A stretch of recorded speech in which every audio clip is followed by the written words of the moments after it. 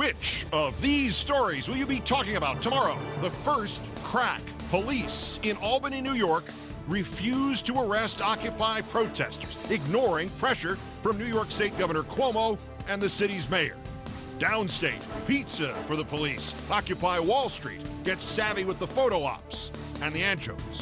Anger in Chicago, 130 arrested. The accusation is not legal. Including nurses held overnight. Why would you arrest us? We're fighting for your pension. 11 more arrested in Cincinnati, but no arrests after domestic terrorism in Portland, Maine. A driver circles Occupy Maine, calling them communists, telling them to get jobs. Then he throws a chemical bomb into the protest camp. And the ultimate endorsement at Occupy Wall Street, Pete Seeger. I could be happy spending my days backwards. The newest smear, Occupy Wall Street is a front group for the Muslim Brotherhood. Who says so? This cretin does. Be aware, we have Islamic Sharia-compliant involvement now in these Occupy Wall Street, Occupy Orlando, Occupy events. His proof? There was an Arab-American lawyer volunteering at Occupy Orlando. Like I said, the guy's a cretin. Speaking of which, the GOP 2012 Daily Comedy Hour. She says repeal healthcare reform, replace it with charity hospitals. He says he's not sure if President Obama was born here. But our winner, he says he would sign a constitutional amendment to ban abortion. Yes, yes. I feel that strongly about it. You know, if we can get the necessary support and it comes to my desk, I'll sign it. That's all I can do. I will sign it. If you ever took social studies in middle school, you're already laughing, right? Hermie there, he never took social studies. We'll explain an amazing gaffe from a man who says he wants to be president ahead. All that and more now on Countdown. Can you tell me about the Constitution?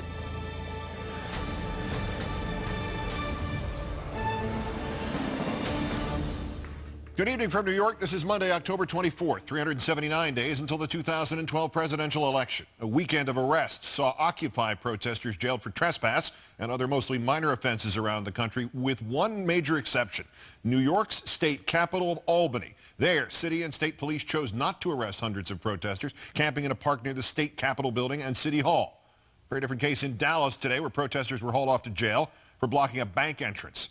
The fifth story on the Countdown, Occupy protesters starting in Zuccotti Park have repeatedly expressed their support for the police, often chanting, "We're fighting for your pensions too," with many protesters adding that street cops themselves have often expressed support for the movement. In Albany on Saturday morning, no verbal support from police, no arrests either. A local paper, the Times-Union, is reporting that state police were prepared to make mass arrests of protesters for trespassing in a city-owned park until city police refused to make arrests for trespassing, reportedly in part because they feared a backlash from protesters in Albany and elsewhere. This despite further reports of pressure from New York Governor Andrew Cuomo and Albany Mayor Gerald Jennings to make those arrests. We'll sort this out, hopefully, in a few moments with David Soares, the Albany County District Attorney. In Chicago, protesters affiliated with the National Nurses United Union marched today to Mayor Rahm Emanuel's office to protest the arrest of 130 Occupy demonstrators yesterday morning for refusing to leave Grant Park. Police tore down the protesters' medical tent in the park and arrested medics and two nurses, including Jan Rodolfo, Midwest Director for the National Nurses Union. Jan Rodolfo will be our guest a little later in the news hour. As we reported at the start, there were more violent arrests in Dallas today. At least 23 Occupy protesters dragged to jail after having blocked a Chase Bank branch. In New York, the Shears were out in Zuccotti Park, and the Clippers protesters were asked to come down in their suits and get a haircut. The mass snipping symbolizing the haircut banks should take in profits in order to write down loans for homeowners facing foreclosure. After the trimming, the marchers headed to Wall Street Bull, the Bull on Wall Street, not the Bull of Wall Street, for a pizza party with police. Demonstrator Daniel Thorson admitted the desperate, dark truth. This was a photo op.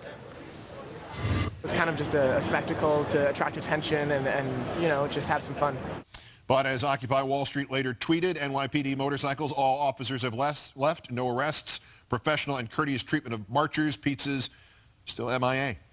They should have ordered them Friday night when the legendary folk singer and activist Pete Seeger, aged 92, joined the crowd in Zuccotti Park along with Woody Guthrie's folk singer son Arlo. And while last week's poll showed strong support for Occupy Wall Street across the country, adults in the latest CNN poll appear to be split on the movement. Not so the people whose actions led to the movement, Wall Street brokers and bankers. According to CNN's poll, just 32% of adults have a favorable view of Occupy Wall Street. A previous poll showed 57% favorably. 29% unfavorable in the CNN poll. 26% said they never heard of it. 13% say they've heard of it but have no opinion. Same can't be said for Wall Street bankers and brokers. 82% agreed as a group that the protesters were intelligent. 80% agreed they were greedy. 77% overpaid. Excuse me, these are descriptions of bankers and brokers. A measly 24% thought they might be community-minded. Not shown, 11% believed they were a better investment than hog futures.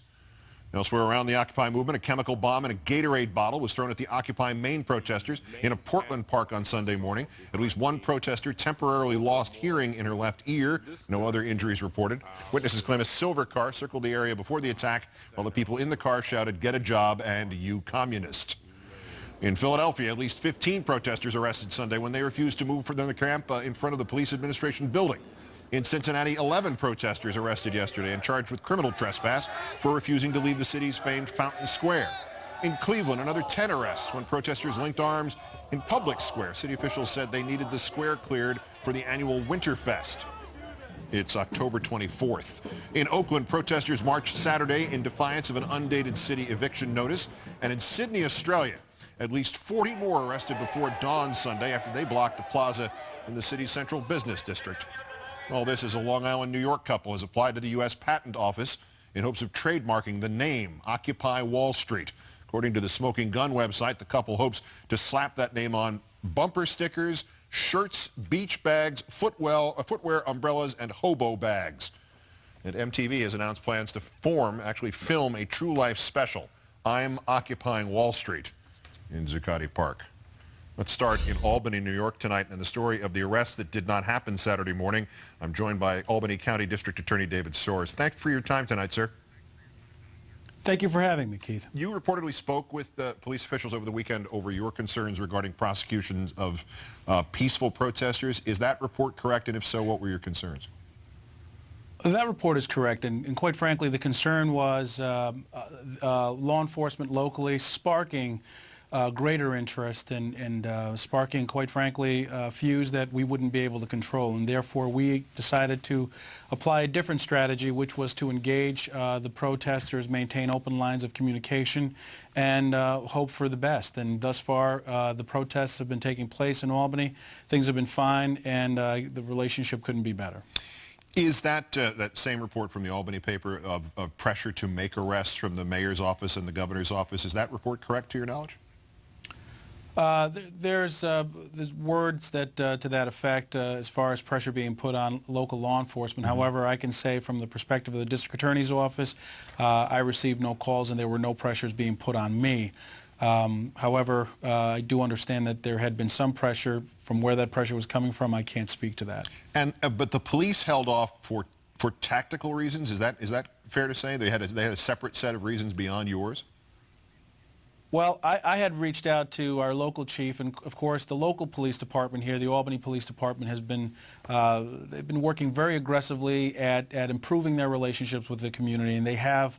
And they were concerned that this directive would, of course, compromise all the efforts that they have been making in that regard. And during the course of that conversation, I did inform them that we would decline to prosecute any of the cases that would be any of the arrests based upon the fact that unless there were injuries to police officers or damages to property, then the people should be allowed to protest and exercise their First Amendment right. On the whole, Mr. Soares, was this an instance of common sense overcoming pressure, or is that too simplistic? Well, that may be too simplistic, but, you know, in Albany, New York, we're accustomed to dealing with protests and protesters all the time. We also have several universities, colleges nearby, and our concern was if we, in fact, you know, began to arrest people and the media was capturing images of grandparents or children being hauled off to jail, that might spark more people onto the streets. And of course, that hasn't happened. The protesters have been fine. We've been maintaining great dialogue with the organizers, and for the most part, a lot of credit should go to the organizers for maintaining a wonderful protest. And there's been no violence, there's been no reports of any kind of mishap, and we're fine with it. Is there? Do you look at afar from your vantage point at other cities and other places where this process has not played out this smoothly, and it seems that perhaps that kind of judgment has not been applied and people have gone solely by the book rather than understanding what the book is for? Absolutely, and I think that their law enforcement in those communities understand too the risks associated with engaging protesters and engaging in this process. And I think that behind the scenes, law enforcement would tell you that this would not be the approach that they would take if given the choice. And here in Albany, there was discussions prior to the event, and I believe that we've made the correct choice, and we're receiving the benefits of that, so to speak. The Albany County District Attorney David Soares, congratulations on making news for not making news, and thanks for some of your time today. Thank you, sir. A different story entirely in Chicago. Police cracked down on Occupy protesters in Grant Park Sunday, arresting at least 130 of them. Among those arrested, 2 nurses from the National Nurses United Union, including its Midwest Director, Jan Rodolfo, who joins us now from Chicago. Thank you for doing so. Oh, thank you for bringing the voice of nurses to the country, Keith. Tell me the story. Why were you arrested and how were you treated after you were arrested? We set up a medical station in Grant Park. We had been there the week before and watched the arrests happen and felt that it was important that there be basic medical care available to protesters. And so we felt that it was necessary to be there, and nurses rallied to our cry to have nurses volunteer to come out and provide medical care. And the arrest happened how? The arrest happened when the 11 p.m. park curfew was reached. Police began making a final announcement that people had to clear the park, and made clear to us that that if we refused to remove the medical tent and take all the medical supplies out, that they would dismantle the tent and that there would be arrests. And we feel much like medics are in a combat type situation. That the moment where things get tense or where the danger increases or there's a possibility of arrest is really when we need to be there more than ever, where there's a possibility of people needing that medical care. So we were not willing to deny protesters the right to medical care. So whatever you think of the protests personally, you weren't there as a protester per se. You were there as a nurse, and so were your colleagues, correct? Right. We were there as nurses, though we do support the Occupy movement and Occupy Chicago wholeheartedly, very inspired by them. Do you plan to go back? Absolutely. I think we feel a stronger resolve after this, and really believe that Occupy Chicago and an Occupy movement represent the possibility of changing the whole narrative in the country. And actually, we believe that the 99% out there are suffering, and we see it all the time at the bedside as nurses. And we see this as the best chance to actually change that narrative. You heard that Albany story with the district attorney of Albany County, who explained why, no matter what the pressure might have been to make those arrests and such, it made no sense to him, and it seemed to be just a fundamental violation, not just of the letter of the law, but the spirit of the law. It seems that every time a community or a police department hasn't assessed things in that way, they've only managed to give more credibility and inspire more people to join this movement. It's almost, are you in the position almost of rooting for the police in Chicago to do the wrong thing and arrest everybody again? No, but I really do think that the Occupy movement is galvanizing so many people out there who are suffering and who have felt no hope up until now. They're suffering at home alone, feeling that it's their fault that they can't afford their student loans, or that they've lost their job, or they're facing a foreclosure. When the police crack down on protesters, I believe it does cause the whole country to rally in the defense of protesters. As with Mayor Bloomberg in New York, Mayor Emanuel of Chicago has said the city he used the term balancing act and has to enforce the law as well as respect people's First Amendment rights. I quoted him directly there. Do you think that your arrests and the other ones yesterday were balanced or showed respect for the First Amendment? Absolutely not. Rahm Emanuel apparently believes that First Amendment rights end at 11 p.m. in the city of Chicago. We think that constitutional rights extend 24/7 and that people should have the right to protest and raise their voices and to reflect the anger and suffering that are out there across the country. Other mayors in Albany, as you mentioned, have figured out a way to do it, and it's time for Rahm Emanuel to let there be a long-term encampment in Chicago.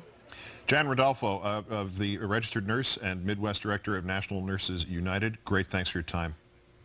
Thanks. In its rush to serve its corporate masters, the far right will claim anything. Last week, as you may recall, Occupy was racist and anti-Semitic. Today, turns out it's a front for an Islamic terrorist group because some putz in Orlando says it is. Details next. That drives the truth. This is the new Current TV. Remember this guy? Joe Miller is back from his Alaskan obscurity to push the latest smear against Occupy Wall Street. It's a front for the Muslim Brotherhood, and it's anti-Semitic, and it's racist. So they only like who? The guys in the Tea Party?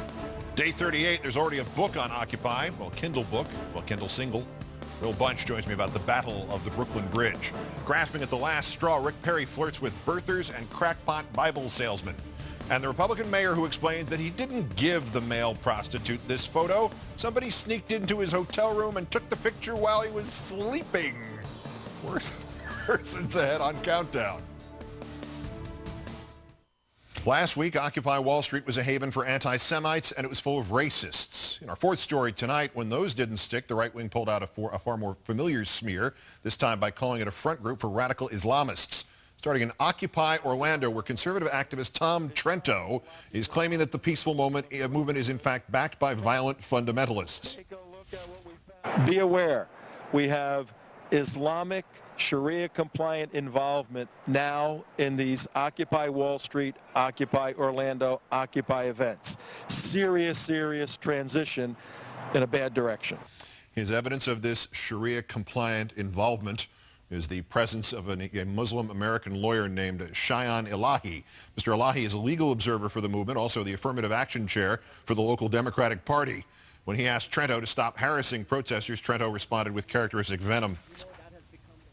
Go ahead, just don't push things into people's faces. We can do whatever we want. Well, don't push it into people's faces. We're going to tell the cops. Don't tell them whatever you want.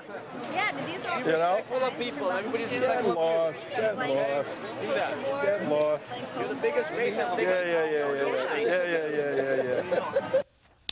Guy's name is Tom Trento, and he's a jackass. Elahi telling the Florida Independent that after the incident, he was simply volunteering his legal services as just another proud American and a member of the movement. The idea that a Muslim American could be a patriotic volunteer is apparently enough to send the right-wing blogosphere into convulsions, more so than usual.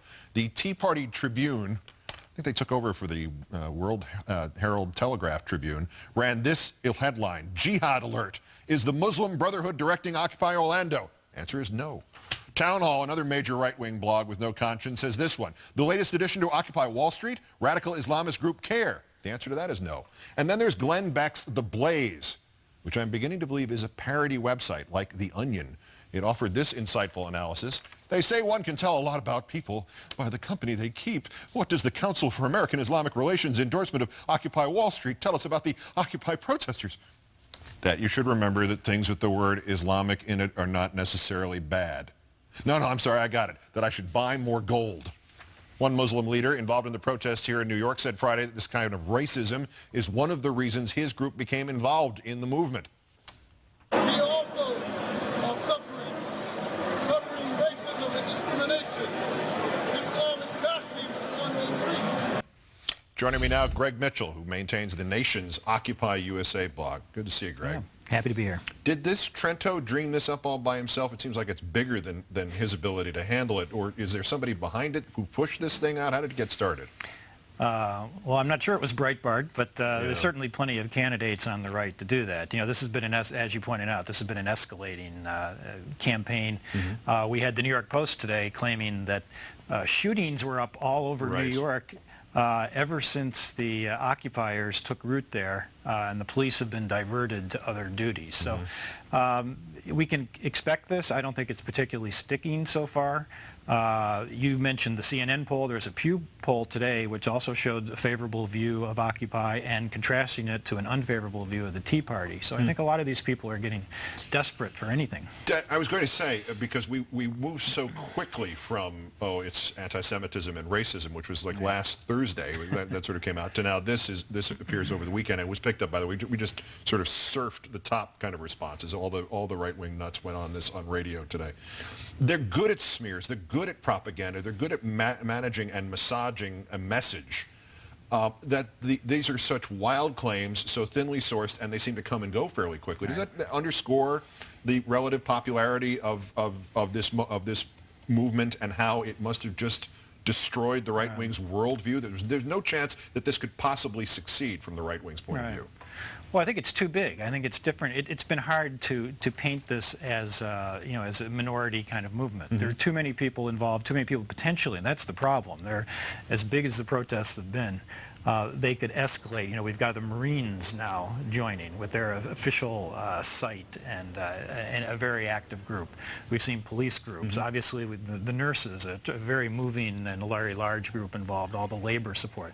So they've really only touched the tip of the iceberg so far. And I think that's really what the right wing is afraid of, is that there is something to this 99%. I mean, they're not going to get 99% out there, but they might get 59% or 69%. Is there anything else? We've run through anti-Semitism, racism, their secret Islamic brotherhood, sisterhood, fraternity, whatever it is. All of these things have already come and to some degree gone. Is there anything else in the pipeline that we're aware of? Are there any other broad smears or something like they caused the Boston Red Sox collapse or something else in here that we don't know about? Maybe they're affecting the front runners in the GOP race. They're sabotaging each of these really strong candidates that have come along. So I don't know. I think you're just going to see a lot more of this on each possible issue, each possible smear they can throw at them. And I think what people have to remember is that this is a real national movement. Forget even the global component. It's a national movement. So yes, you're always going to have some extremists around the fringe of any large group, any large march, any large guy. It's going to be easy to stick a microphone in someone's face and get a wacky quote. Always been true, always will be true. But besides the big encampment in New York, there's encampments all over the country. And it's it's really not only unfair but morally wrong to paint the whole movement with a couple wackos that you can find. Do you think that there's any kind of recall on the part of those people who would have been hearing these claims today on right-wing radio or somewhere else in the right-wing blogosphere that this is their response when accusations were made about racism and other flaws within the Tea Party was to say, well, even if that's true, it's just a few of them. Is anybody remembering that was their defense that they're now using as the reason to paint everybody with the same brush? Well, the other thing I would point out is that in polls of actual Tea Party people, they were finding a lot of extremist views, including 50% birthers. Half of them saying that Obama was born wasn't really an American. That was not the fringe. That was mainstream Tea Party. So there's a little difference there in terms of the center and the extreme. Agreed, but it's still the same. Their defense last year has become something to ignore this year, right? That's right. Yeah, absolutely. I'm sure that didn't register at all with any of them. It's a complicated idea, like 3 + 5 equals. Can't remember. Greg Mitchell, who runs the Occupy USA blog at The Nation. Good to see you. Thanks for coming. Thanks, Keith. Not 6 weeks in, and there's already a book about the movement. Fittingly, it's an e-book, and also fittingly, it costs you less than $1 since you don't have a spare dollar. Next on Countdown.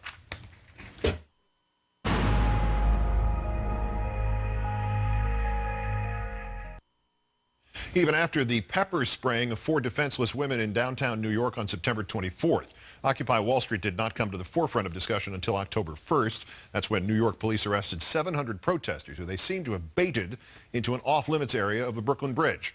In our third story on Countdown, 4 women sprayed is a viral video. 700 people arrested is a national television news story and worthy of a name.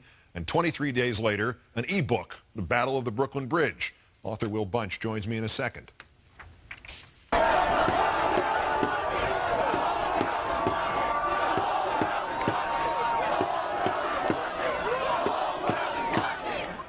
If police thought the crackdown would stifle the protests, they badly miscalculated. The scene on the bridge helped to elevate what had been to some degree an idiosyncratic local affair into a national and global movement. Let's bring in Will Bunch, senior writer for the Philadelphia Daily News and author of October 1st, 2011, The Battle of the Brooklyn Bridge. Good evening, Will.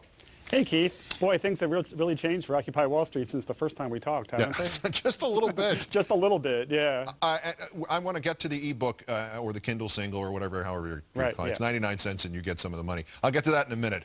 But 23 days later, do you think you already have a sense of where this event fits historically? Well, absolutely. It was a turning point. I mean, as you said, I mean, it was the pepper spray video was getting some attention, but when 700 people got arrested, it was too big to ignore. You know, it was interesting listening to the first half of the show. I mean, you really set up some of the themes of the book, the way that the police in Albany have kind of learned from the mistakes that the NYPD made on the bridge that day. I mean, you know, the NYPD thought they could break the protest essentially by holding people sitting there high atop the bridge for 4 or 5 hours and then sending them to jails across the city. They thought people wouldn't go back and protest. Instead, this like electrified the whole nation. This is where you saw Occupy Boise and Occupy Duluth and all these groups around the country sprang up after the, you know, kind of electrifying news about what happened on October 1st, 2011. So, well, your point about the Albany arrest, obviously, or non-arrest is I think, tremendously significant. But from the New York point of view, even after Brooklyn Bridge, they'd already screwed up on the pepper spray, both pepper spray incidents. They'd screwed up on everything basically except the day they were going to shut down the medical tent and Jesse Jackson joined them locking arms and then they went, okay, we're backing off. Have they still not learned that they are, as much as the cause itself, the amplifiers of the Occupy movement in New York, the police department in New York? Have they not learned that yet? No, I don't think they've learned it all. And, you know, this is something that goes back to the protests of the 1960s. They called it heightening the contradictions.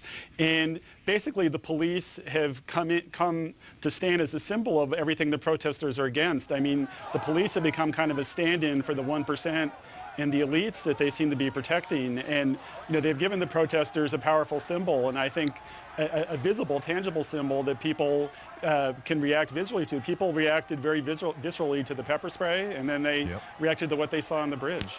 Tell me about what you've written. What are you providing that the readers would not know already from radio or television or magazines or blogs or YouTube or tweets or maybe even being there? Well, the one thing that's really important, and the reason why I really wanted to write this ebook, is because I don't think people across America were getting a really good picture of who these protesters are. You know, we've seen, like you said earlier in the show, the right wing trying to define these protesters either as dirty, smelly hippies or having some ties to the Nazis or Sharia law or all these crazy things, when the truth is these are, in NPR speak, people like you. They're everyday people. You know, the first wave of protesters who took to the streets on September 17th, yes, I mean, these people were kind of idealistic, revolutionary dreamers to some point, and those people are going to be the vanguard of something like this. But, you know, after the first week or two, the people who were coming out were everyday people who saw this as a vessel to voice their frustrations. And so the book introduces you to some of these people like Jack Smith, a retired lawyer who's, you know, wanted to do something for social justice, or Eric Hart, the assistant props manager at the Public Theater in New York, who was taking part in his first protest and found himself, you know, in a holding cell in a precinct in Brooklyn. And, you know, all of these people, Keith, once they got arrested, nobody was dissuaded from the movement. In fact, people's passions for this movement, for Occupy Wall Street, burned much brighter after they were arrested. It was just a major, you know, miscalculation, screw up by the NYPD. All right, take 30 seconds and explain to the audience how they buy it. Well, you go to Amazon.com. They're called Kindle singles. They're Kindle books. They're shorter than a conventional book, but longer than a magazine article. This one's 14,000 words. And like you said, it's 99 cents. And I priced it that way because I wanted the 99%ers to be able to afford a book at 99 cents. And you can get Kindle apps for a regular PC or a Mac. You can read it on a Mac. You can read it on a smartphone. You can read it on an iPad. You don't have to have a Kindle device. Anybody can download a different application for Kindle and they can read this book. Excellent. Good work. Will Bunch, Hackley 77. Author of the new single on Kindle, The Battle of the Brooklyn Bridge, just 99 cents at an internet near you. Thank you, Will. Oh, thank you, Keith. I appreciate it. Bachman flirts with an America Charles Dickens might have railed against. Perry flirts with the birthers, while Kane flirts with giving real evidence that he isn't from this country and flatly doesn't know anything about its form of government. Just another day with the GOP ahead. They called it unfit for that drives the truth. This is the new Current TV. Countdown. As of tonight, the longest continuously running 8 p.m. program on cable news. What you think Fox's news? We are live weeknights here at 8 p.m. Eastern, 5 Pacific. Our primary replays are at 11 p.m. Eastern and 11 p.m. Pacific. Special programming note tonight. I'm a guest tonight on the Late Show with David Letterman on CBS, 11:35 p.m. Eastern and Pacific, and 10:35 Central. We will talk stuff, including Occupy Wall Street. Salma Hayek is the main guest. Harry Farrell and Dave Navarro and Jane's Addiction appear and blow the lid off the joint. Newt Gingrich suggests the Republicans should start knowing things. Might be a little late on that. Next. First, the sanity break. On this date in 1929 was born Jim Brosnan, relief pitching ace of the surprise 1961 National League champion Cincinnati Reds, but more importantly, the author of two of the best baseball books, The Long Season and Pennant Race. They were the first honest books ever written by a player, and Brosnan started a sequence in which most of the game's truth-telling pitchers or authors have been pitchers. Besides himself, there's Jim Bouton and Larry Colton and Dirk Hayhurst.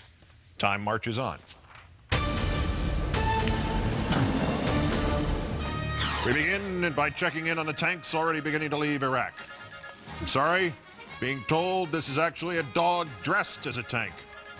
Tangent, the tank dog, recently took home first prize at his local PetSmart's annual Halloween costume contest. The runner-up was a bulldog dressed as Rush Limbaugh. That resemblance was uncanny, especially since the dog was not wearing a costume. Marathon, Florida, hello. It's the inaugural Stone Crab Claw Eating Contest, where 24 crab aficionados compete to eat 25 crab claws as quickly as possible. Contestants are allowed to share their strategies with one another, but generally they tend to be somewhat shellfish. The winner, local resident Douglas Austin, finishes off the 25 claws in just over 16 minutes. For his victory, Mr. Austin is awarded a 2-night stay at a Key West hotel, Sunset Cruise, dinner for two. Next year, they're going to switch it up, and the crabs get to eat the people. Finally, we end, as we always do, with a bungee jumping car. To celebrate the launch of its newest model, the Sonic, Chevrolet attached the car to a bungee cord. It's going to push it off a 10-story structure. What could go wrong here? It's the same way they launched, the Ford unveiled the Model T in 1908. Car is at the edge, the Ram is tilted, and from way downtown, bang! Oh. And in case something were gone wrong, the event organizers placed a few inches of water in a kiddie pool at the bottom. And it's a tremendous trick, except only one problem. Anybody know how we cut this thing down now? Time marches on. Splash. What would make a 38-year-old mother of four give up the comforts of her life and loving family in Florida to join Occupy Wall Street? Naturally, explains Fox News, she's an unfit mother having a midlife crisis who stopped having sex with her husband. Worst person's coming up. Just in tonight, it's official. News Corp has finally revealed the results of its shareholders' board of directors vote last Friday. Analysts thought a 10% vote against James Murdoch or his father or the board slate would be a symbol of astonishing rejection. News Corp says now that 35% of stockholders voted against James Murdoch being retained, and 13% of them voted against the retention of Rupert Murdoch himself. Obviously, they will be retained.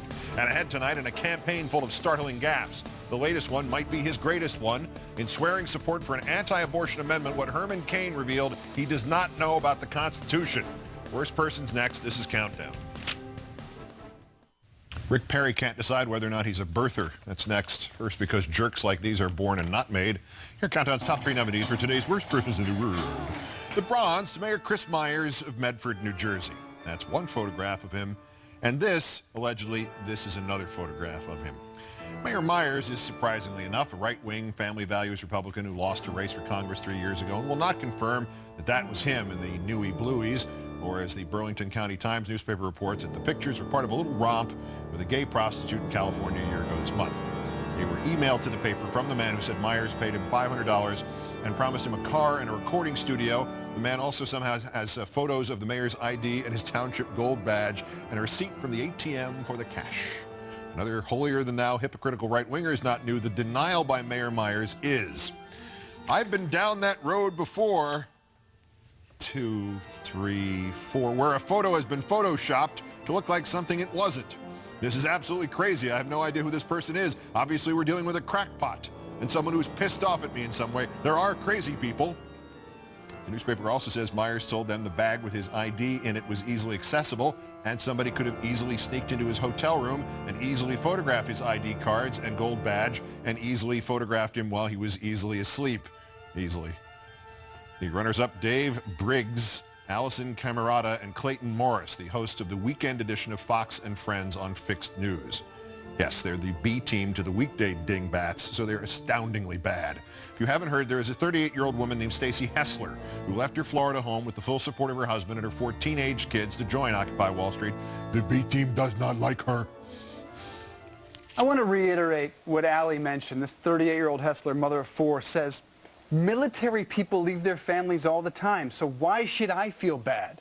I'm fighting for a better world. That is more disgusting than any of the filth down there in Wall Street. Equating what she's doing with military service, Joe Biden would be embarrassed by that reference. Her husband also works for a bank. He's a banker. Right. So her husband's a banker. Why not just protest at home? Maybe she has been. Right, maybe that's part of the problem. Her husband's a banker, used to work at Bank of America, now works for a local bank in Florida. She's clearly having a midlife crisis of some sort to leave your kids. And she says that she doesn't plan to go home. Actually, she's going to stay there for the duration. Oh, good. All right. A role model. Let us know what you think about that. So she's disgusting, she's having a midlife crisis, she's denying her husband sex, and she's an unfit mother because she decided to get involved in something political that she believes in. It's funny, that woman host you saw there, Allison Camerata, she has 3 kids, yet she leaves the house at 4 in the morning to go work at the political whorehouse that is Fox News. I don't see anybody suggesting they take her kids away. But our winner, good old Herman Cain, your pretend candidate for President of the United States and author of Plan 999 from Outer Space. In an interview with David Brody of CBN, he has come out in favor of a constitutional amendment to ban abortion. That's not much of a shock. The second half of this soundbite, this is a shock. Are you for some sort of pro-life amendment to the Constitution that in essence would trump Roe v. Wade? Yes, yes. I feel that strongly about it. You know, if we can get the necessary support and it comes to my desk, I'll sign it. That's all I can do. I will sign it. No, you won't. Presidents don't sign constitutional amendments. Kind of thing you might want to know about if you wanted to be president. Herman Cain, who may also support a constitutional amendment to make his interview make some kind of sense. Today's worst person in the world.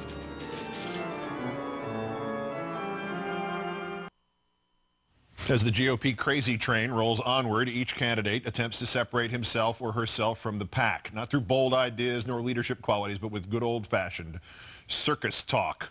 In our number 1 story, Rick Perry seems to be leading the way, not only showing his birther colors, but also sharing a stage with 2 pastors who think Hitler was a hunter sent by God to drive the Jews into Palestine.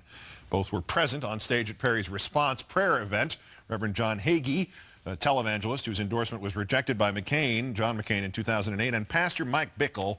But Rick Perry is standing by his men with a spokesperson saying Governor Perry initiated the response event for the sole purpose of bringing our nation together for the common cause of praying about the challenges confronting us. That's just before the state caught fire. Those participating did so because of that common cause, and the issue you refer to has nothing to do with the goal and purpose of that event. Mr. Bickle also said Jewish people would eventually end up in prison camps in this country. Prejudice, not enough for Perry. He's also dipped his toe in with the birthers. When asked if he thought President Obama was born in the United States, he answered, "I have no reason to think otherwise," later revealing the reason for his skepticism, Donald Trump. Perry claims Trump does not believe the president's long-form birth certificate is real. They met a while ago, and that is all Perry needs to question it. But Perry's not the only candidate pitching fringe ideas. Over the weekend, Michelle Bachmann dreamed of a world without health care. We will always have people in this country, through hardship, through no fault of their own, who won't be able to afford health care. That's just the way it is. But usually, what we've had are charitable organizations or hospitals who have enough left over so that they can pick up the cost for the indigent who can't afford it. But what we have to do is we have to be a profitable nation that's growing so that we can pay for those people who can't afford it through no fault of their own. The camera is over here. So the 50 million people without health insurance should rely on charity and the kindness of hospitals for their health. That's a Republican weakness, relying on, what's the word I'm looking for? And I think one of the Republican weaknesses has been that we rely too much on consultants and too much on talking points. And we don't rely enough on actually knowing things. And I think that If you're going to lead the country and change history, you had better know a heck of a lot before you start. Is Newt in jail? All right, this will sound crazy too. Right you are, Newt. At that point, let's bring in Washington Post national political reporter, Countdown contributor, Nia-Malika Henderson. Nia, thanks for your time tonight. It's great to be here, Keith. I hate to reduce this to cliches, but with Mr. Perry's birthers story and the other issue about the pastors, has he been reduced to grasping at the proverbial straws at this point? Well, in some ways, yes. I mean, we've seen him plummet in the polls. He was riding high as the front runner, had pushed Romney into irrelevancy in some ways, and was dusting Michelle Bachmann. And so now he finds himself in a race where Herman Cain is the leader. Mitt Romney's still at about 25-23%. We don't know if that's a floor or a ceiling for him. So yeah, he is very much grasping at straws here, grasping at the fringe of his party. Even Karl Rove accepts that this is the fringe of his party and does him no service to really try to reach out to these folks. And yeah, there he is grasping for Donald Trump's vote in some ways, or Donald Trump's endorsement. And for some reason in this race, Donald Trump is a much coveted endorsement. And the last I checked, I don't think he has much of a constituency, but you do see a lot of these candidates running to New York and kissing Donald's ring. And in some ways, this interview was just that. Yeah, a couple of words that will answer that. Future appearances on Celebrity Apprentice. You just touched on a point that I wanted to follow up on. As loud as the birther group was, are they still a force, and were they ever large enough to help somebody get a nomination?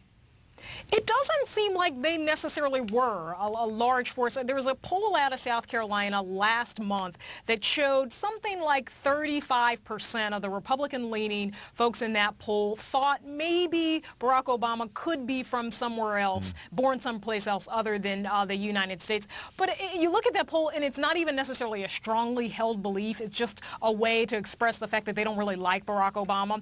So it's hard to know where he's going with this, what sort of base, what sort of constituency he's trying to attract here. And even beyond that, he probably has the people already who might believe that Obama was born someplace else. He probably has already attracted those folks. So he's doubling down with the constituency he already has. The goal for him, one would think, his strategists would be telling him that the goal for him is to look like a president, look like a commander-in-chief, not necessarily double down on some of these fringe ideas. As to Congresswoman Bachmann, this is kind of the Blanche Dubois healthcare strategy here. You don't need government. You just rely on the kindness of strangers. Right. What? Yeah. What? No, it reminds me of the Sharon Angle strategy, this whole idea of, you bring a chicken to the county doctor and you can get your foot fixed or whatever it is. And I mean, that's a problem that some of these Republicans are going to have. It is the whole idea, okay, what if we take Obamacare, if that's what you want to call it, what if we take that away? What is in its place? And you see even somebody like Rick Perry having problems with this, challenged by Mitt Romney with the astronomical numbers of uninsured children that he has in his state. He says, well, we've got the finest doctors and surgeons in Texas, so there's access to care.